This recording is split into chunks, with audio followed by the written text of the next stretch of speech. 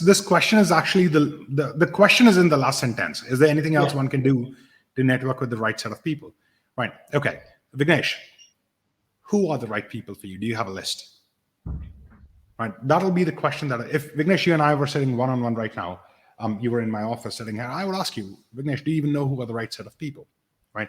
And why are they right set of people? Okay. You first need to create something called a white list, right? That goes and says, okay, these are the kind of people that I want to network with, right? And within that white list, once you've created that, let's say there are 100 categories, names, etc. Then within that is a blacklist that from these people who are not the kind of people, right, that I don't want to network with, right? So I'll give you an example.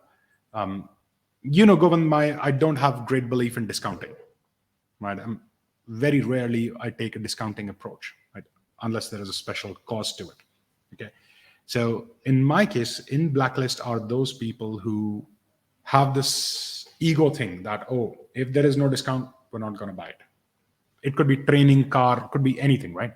So those people are kind of in my blacklist, the people who operate from the cost perspective, not from the value perspective, right? So those are not the kind of people that I want to network with or I want clients as. Right? So before you go start building a network on LinkedIn, please try and answer on a piece of paper. What kind of people do you want around you? Create a whitelist, and from that whitelist, create a backlist.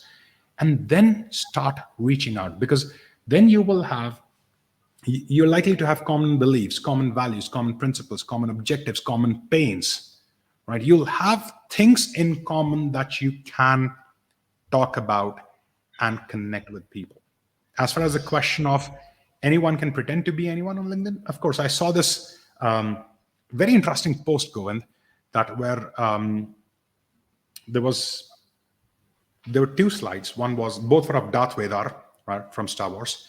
So one said Darth Vader, ruler of the galaxies, this, and another said Darth Vader, slave to the king. Right? And both are true.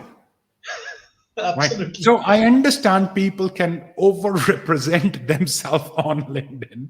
I understand, right?